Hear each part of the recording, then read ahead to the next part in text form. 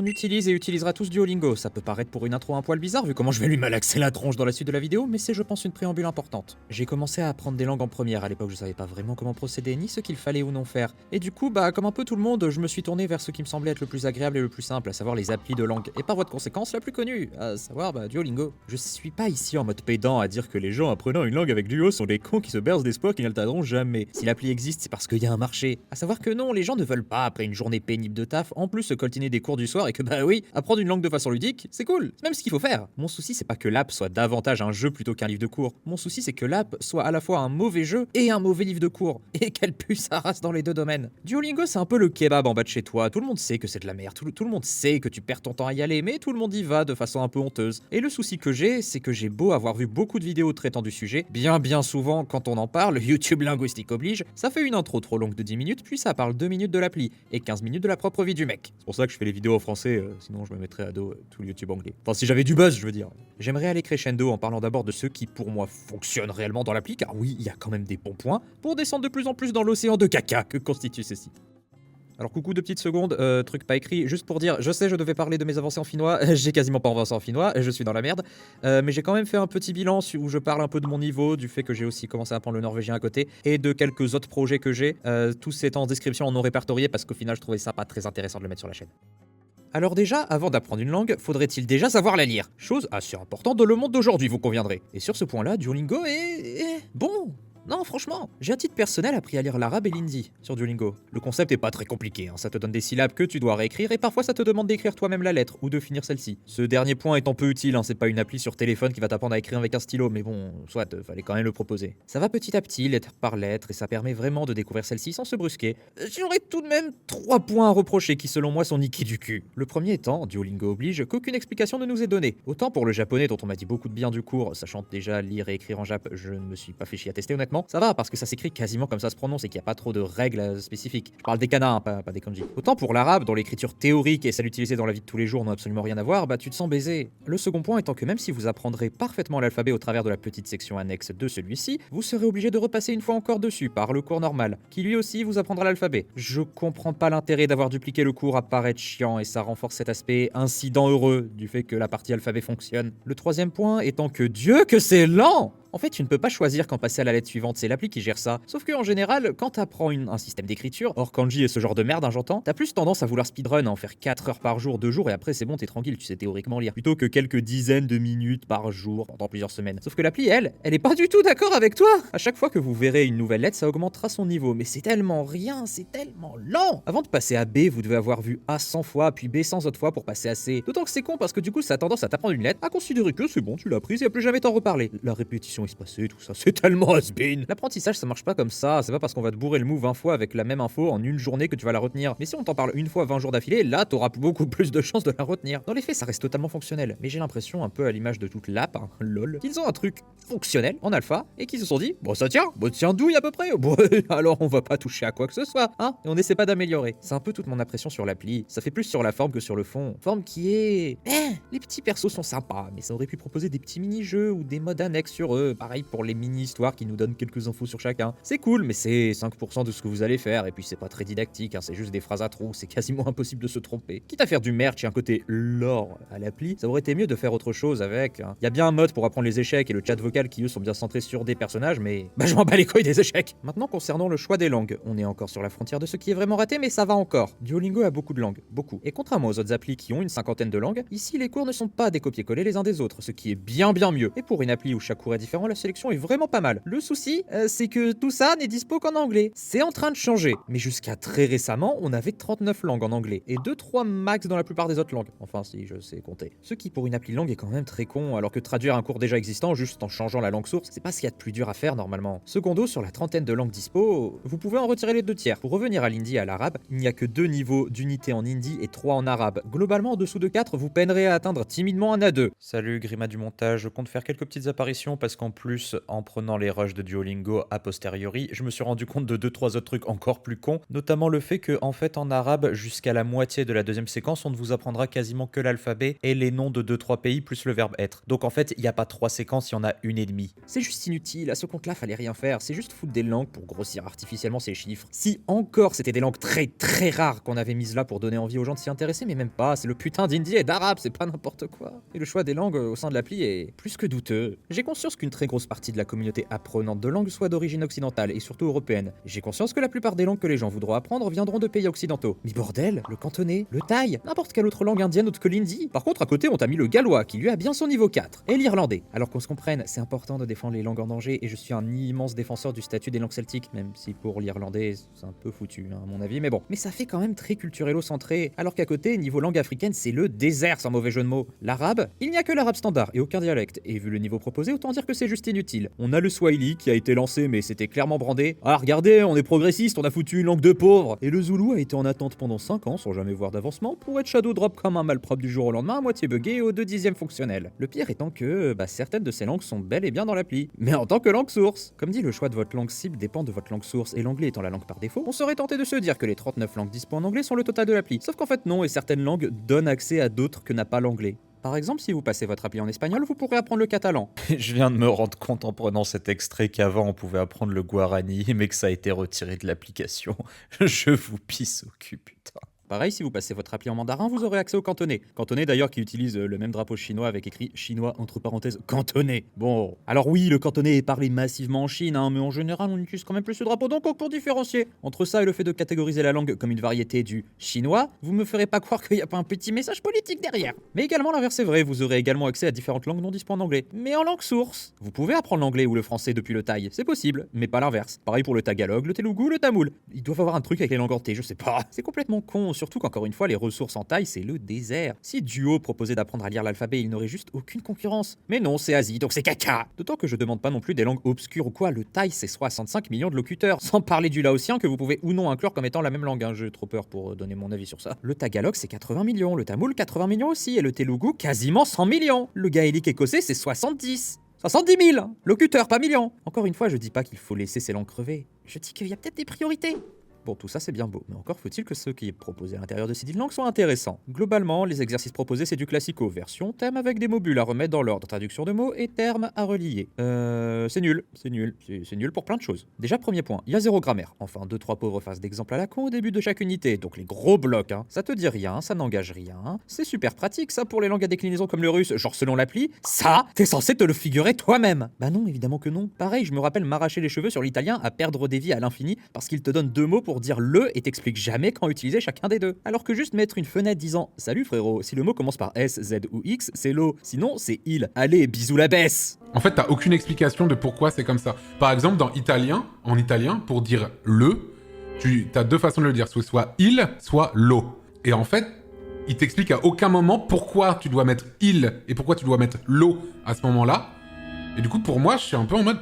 j'ai pas envie d'apprendre juste par cœur pourquoi est-ce que je dois le mettre là. Ça aurait vraiment été trop compliqué plutôt que de laisser les gens galérer comme des connards à être frustrés de pas comprendre pourquoi ils échouent. Ensuite, on a le concept même de séquence. L'appli découpe ses cours en séquences thématiques. Le souci, c'est qu'elles ne sont quasi jamais grammaticales mais lexicales. Ce qui est une idée de merde. Je m'explique. Au lieu de te dire, aujourd'hui, mettons, on va prendre le passé composé. Je donne un exemple au pif. Et je sais pas, on va te donner comme exemple, j'étais allé au zoo, j'ai vu tel animal jouer, tel animal regarder les visiteurs, tel animal poser une énorme pêche. On va te faire une leçon centrée sur les animaux du zoo et on va te mettre la même template, genre j'aime les singes, j'aime les éléphants, j'aime les agrégatibactères, actinomycétem, comitans, je sais pas. Ce qui n'est vraiment pas une bonne idée. Déjà, apprendre des noms par paquet reliés par un thème, c'est de la merde, ça aide juste à les mélanger. Ensuite, autant dans certains cas ça peut être utile, genre les meubles de base ou quoi, autant les animaux par exemple, ça sert à rien. C'est apprendre. Mais à part ceux de base, genre pour la nourriture et les animaux de compagnie, c'est pas censé être ce que tu apprends en premier. Ça sert à quoi de savoir dire léopard en grec ou perruche en finnois? Je dis ça parce que c'est vraiment dans les premiers mots qu'on apprend, hein. C'est pas des exemples au pif. De deux, je crois qu'il y avait un 1 avant, je l'ai oublié, bon. De deux, le souci sous-jacent, c'est que l'app te bourre de noms communs mais t'apprends très peu de verbes. Jusqu'à parfois la moitié de son programme, selon les langues, tu vas te démerder avec les 10 mêmes verbes répétés en boucle. Alors que les verbes, c'est justement sur ça qu'il faut appuyer dès le début. Surtout dans une langue indo-européenne. Mais comme Duolingo a pour sainte mission d'éviter à tout prix de parler de grammaire parce que ça fait fait peur aux petits apprenants, bah ils veulent pas, pour pas faire peur comme dit. Le souci encore une fois, c'est pas qu'on te balance pas des tableaux de conjugaison à apprendre. Le souci c'est qu'on t'en propose pas si t'as envie ou que t'as besoin. Suffisait de faire comme Mondly, alors qu'il y a de la merde aussi, mais au moins il a ça qui est bien. Aucun cours réel, mais si tu cliques sur un verbe, ça te donne sa conjugaison pour t'aider si t'as envie d'aller plus loin. Enfin, avant t'avais ça, je sais pas vraiment si c'est le cas, parce que Mondly a totalement changé. Bon, je verrai au montage. Et puis au global, je trouve l'appli tellement traite sur sa difficulté.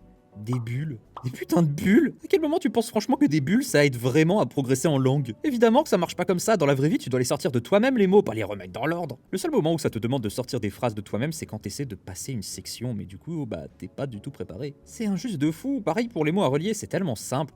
Encore moi, en plus, c'est encore plus facile et con que ce que je pensais parce que si vous cliquez sur la colonne de droite qui vous donne la version dans l'alphabet que vous apprenez, ça joue le son. Donc en plus, vous pouvez totalement tricher en le faisant dans l'autre sens. بيت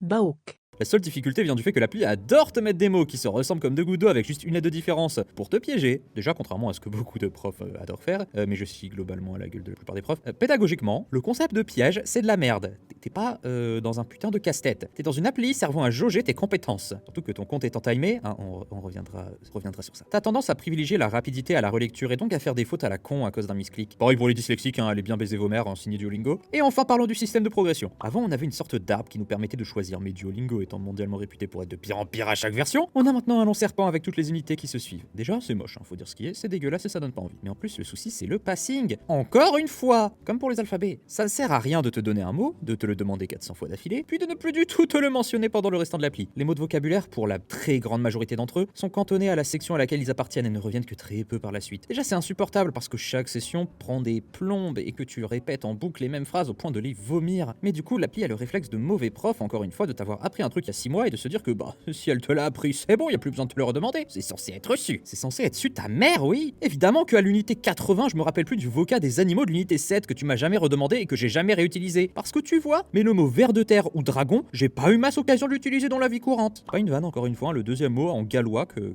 t'apprends, c'est dragon. Pour comparer en grec, c'est le dernier mot que t'apprends. Parce que bah, ça sert à rien comme mot. En dehors des unités, parce que je sais pas vraiment où placer ça autrement, on aura aussi un mode speedrun. Hé hé, on se voit beaucoup aujourd'hui, dis donc. Enfin bref, c'est juste pour dire, je me suis rendu compte, pareil, au montage, en prenant les rushs, que le mode speedrun, enfin je sais pas trop comment ils appellent ça, le truc sur les côtés là avec les étoiles, ça existe que sur la version mobile. Du coup, j'ai filmé mon mobile, voilà. Ah, et Duolingo, oui, bien évidemment que j'ai la version premium parce que j'adore Duolingo de façon totalement legit, donc j'ai mis la version premium que j'ai payée avec du vrai argent totalement réel, évidemment. Où le but sera de répondre au plus de questions possibles en un temps donné pour gagner des étoiles. Ça pue la merde, c'est incroyablement trop dur et ça jauge absolument pas vos compétences en langue mais juste vos réflexes. C'est beaucoup trop rapide et surtout stressant. En fait, mon plus gros souci avec toute cette appli, tout mon souci qui fait passer selon moi celle-ci de simple mauvaise appli à véritable merde cancérigène, c'est que tout dans son fonctionnement est fait pour te stresser. On n'est plus dans les années 50, ça fait longtemps qu'on a compris que faire stresser c'est pas un bon moyen de faire apprendre des choses aux gens. Le fait que tous les modes annexes soient des modes timés. Putain, j'espère que c'est le dernier addenda. Parce que oui, du coup, il y a l'espèce de mode blitz qui permet de farm des points. Le souci, c'est que j'ai oublié de le record et que le mode sert en fait à gagner des points pour le ranking.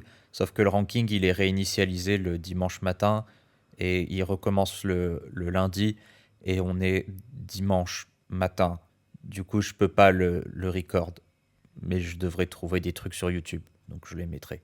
Je le répète, quand ton exercice de base, c'est de remettre des mots dans l'ordre. Hein. En général, tu mets 1 minute pour faire la phrase, 10 secondes pour la traduire dans ta tête et 50 secondes pour trouver les mots et appuyer dessus pour les chercher dans la liste et putain de mal fait. Le classement hebdomadaire aussi, qui te fait perdre des rangs si tu te forces pas à apprendre. À quel le meilleur truc pour dégoûter quelqu'un de son apprentissage. Le mode rush, qui en plus, si tu n'as pas le mode premium, est payant en gemmes, difficilement farmable, donc en plus t'as le stress de dépenser de la thune pour rien. Le fait qu'on te donne des boosts d'XP temporaires pour encore une fois te forcer à faire le plus de leçons le plus vite possible et surtout, bah, le système de vie. Le fait de n'avoir que 5 pauvres petites vies qui se crament très vite à cause des fautes d'inattention dues au misclick et aux mots quasi pareil qu'on te fout. Alors le système est en train d'être changé pour être remplacé par un timer, mais ça reste de la merde. Une erreur est censée te faire apprendre, pas te punir. Plutôt que de me mettre des pubs pour votre mode payant de merde, Que j'ai acheté, bien sûr. foutez-moi des pubs entre chaque cours, mais laissez-moi utiliser votre appli en même temps. Vous êtes le leader du marché mondial, me dites pas que vous avez pas le pouvoir d'avoir une régie de pub correcte, bon Dieu. Surtout dans une appli où 90% des gens ont une version crack, hein, soyons honnêtes. En tout cas, pas moi. Non, non, non. Encore une fois, CF, le patron de Steam. Parce que entre des cours tantôt trop simples, tantôt infiniment trop durs, un manque total de grammaire, un passing affreux, les 3/4 de ton appli caché derrière un paywall, évidemment que vous n'apprendrez pas correctement. Ça peut paraître froid, mais je pense que ça a besoin d'être dit. On parle bien souvent des gens qui mésestiment la difficulté d'apprentissage d'une langue, pensant que regarder des films en VOST ça va suffire, ou qu'on peut être parfaitement bilingue en 2 mois, ce qui est pas vrai. Mais, pas mal par ego, soyons honnêtes, beaucoup mettent également de côté ceux qui surestiment la difficulté de celle-ci. Je mettrai pas d'extrait, comme d'hab, parce que je vise personne en particulier. Pour le coup, c'est vrai en plus. Mais j'ai vu beaucoup de vidéos dire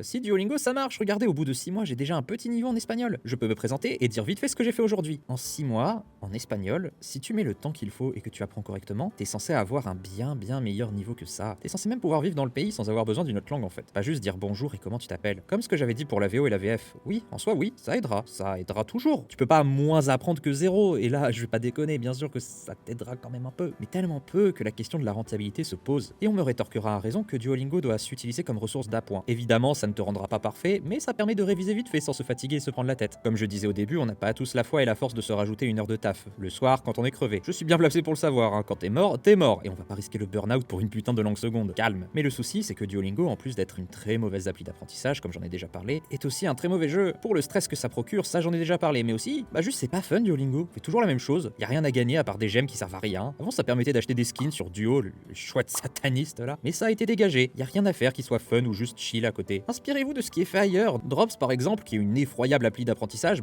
eux au moins, elle fait mieux son boulot de jeu. C'est chill, les menus sont épurés, mais on a de la couleur comparé à votre verre omniprésent dégueulasse. Les effets sonores sont doux et ne font pas péter un câble à force d'être entendus. Et ça varie un max les jeux centrés autour du voca. Ça te la prend mal, mais au moins tu fais pas la même chose à l'infini. Et en plus ça donne des images. Là, contrairement à Duolingo. Ou je sais pas, faites comme sur italki, écoutez une sorte de Nintendox qu'on pourrait pomponner avec un oisillon de chouette en achetant des décos ou des tenues qu'on débloquerait avec des gemmes pour leur donner une utilité selon la langue qu'on utilise pour varier un peu. Je crois qu'il y avait un truc similaire dans Memrise avant, tu sais, l'époque où Memrise c'était globalement Anki fusionné avec Duolingo mais en bien, avant qu'ils pètent le seum de se faire carry par leur commu et de rien savoir foutre d'eux-mêmes. Et que l'appli devienne le plus gros scam de l'histoire pour crever lentement dans son coin. Mais là, c'est ni utile ni fun, ça sert juste à rien. Pour finir, j'aimerais quand même parler d'un dernier truc, un truc dont honnêtement je m'en branle un peu, mais qu'on m'aurait reproché de ne pas avoir parlé. L'IA. Duolingo, il y a quelques années, avait annoncé un plan de basculement progressif vers l'IA. Ça a fait un tollé monstre. Tollé qui m'avait énervé parce que beaucoup y voyaient la mort d'une appli au demeurant très bonne, alors que comme dit, Duolingo ça sentait déjà bien la soupe de chouette bien avant cette histoire. Et aussi parce que, faut voir ce qu'on entend par là. Déjà, IA et IA, c'est dur à dire. Je vois beaucoup se plaindre comme quoi l'IA va tuer le métier de traducteur par exemple. Vous savez, Google Trad c'est de l'IA, hein. En soi, l'IA c'est vaste. Et pour le coup, dans le domaine de l'apprentissage de langue, c'est quelque chose d'extrêmement bénéfique. Imagine, tu demandes juste au bot de te parler dans une langue et de corriger tes fautes quand t'en fais. Je dis pas qu'il faut accorder une confiance absolue dans une réponse générée, mais faut pas non plus jouer au Cro-Magnon qui fuit le feu parce que ça brûle. Pour un truc aussi basique que de discuter et de corriger tes fautes, l'IA ça peut le faire. Et si comme moi t'aimes bien apprendre des langues rares avec qui y a pas forcément moyen de parler beaucoup avec des gens, franchement, très utile. Après là, il semblerait que le but soit plus de demander au bot de traduire le tout et de faire les cours à la place d'un être humain. Le tout bien sûr accompagné d'un très généreux plan de restructuration où on vire tout le monde. Je vais être simple sur ce que je pense de tout ça. Pour moi, désolé pour la métaphore, c'est une goutte de pisse dans un océan de chiasse. Demander à une IA de faire des cours, c'est de la merde. Virer des gens pour les remplacer dans ce genre de métier, c'est de la merde. Le souci, c'est qu'à côté de ça, à côté de ce point qui n'est pas négligeable, encore une fois, je vois aussi le manque de grammaire, le paywall, les cours timés, l'austérité de l'appli, la redondance, le stress, la redondance, le choix des langues, la communication, les notes de la commu qui ont été supprimées, parce que ça aussi j'en ai pas parlé, ou que vite fait, mais à chaque fois que l'appli a une bonne idée, ils l'ont dégagé au bout de quelques années. Avant, t'avais un forum attaché à chaque phrase. Ils en avaient marre qu'on leur mette leurs fautes ou leurs erreurs de pédagogie sous le nez, alors ils ont juste tout retiré. Quand t'as autant de merde dans ton sillon et qu'on me dit que le souci numéro 1 c'est l'IA, non, par contre c'est vraiment noyer le poisson de dire que Duolingo est nul à cause de l'IA. Duolingo est nul, point. Maintenant, j'aimerais quand même finir sur une touche positive, car il y a un intérêt que je trouve à Duolingo. Si vous n'avez jamais appris de langue de votre vie, hors école, j'entends, que vous souhaitez vous lancer dedans, je vous conseillerais Duolingo, ou plutôt temporairement. Essayez celle-ci 2 semaines, disons, à raison de 45 minutes par jour. Duolingo, c'est vraiment le niveau 0 de l'apprentissage, et c'est justement le but. Si déjà avec 45 minutes par jour vous en ratez beaucoup, ou que ça vous saoule d'aller dessus et que vous sentez que ça vous emmerde, je vous dirais peut-être d'attendre, ou de revoir les raisons pour lesquelles vous souhaitez apprendre la langue. Prendrez Duolingo comme une sorte de baptême du feu. Si vous ne vous sentez pas de continuer à l'utiliser, il y a de grandes chances que vous décrochiez une fois dans un apprentissage plus traditionnel et plus rude. Et sur ce point-là, c'est plutôt utile. Mais au-delà de ça, oui, si vous souhaitez apprendre un alphabet et un alphabet uniquement, pour le coup c'est bien. Mais ça reste un usage très spécifique et clairement pas ce pourquoi l'application a été faite à la base.